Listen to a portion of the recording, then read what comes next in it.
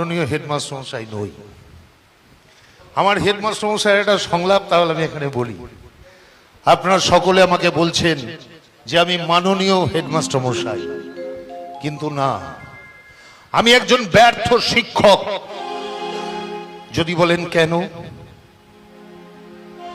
আমার ছাত্র আজকে পুলিশ অফিসার, রাস্তায় দাঁড়িয়ে হাত পেতে ঘুষ নিচ্ছে, প্রশাসনের তাবেদারি করছে। আমার ছাত্র ডাক্তার, রোগীদের নিয়ে ব্যবসা করছে।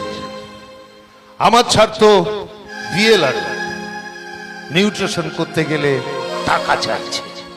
আমার ছাত্র এসডিও, একটা ফাইল এই টেবিল থেকে ওই টেবিলে পাঠাতে গেলে সে ঘুষ চাইছে।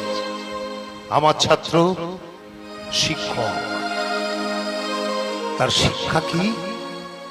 বৃদ্ধ বাবা মাকে বৃদ্ধাশ্রমে পাঠিয়ে দিচ্ছে। অতএব আমি মাননীয় হেডমাস্টার মশাই নই। আমি যাদের শিক্ষা দিয়েছি, ভুল শিক্ষা দিয়েছি। আমি ব্যর্থ শিক্ষক, ব্যর্থ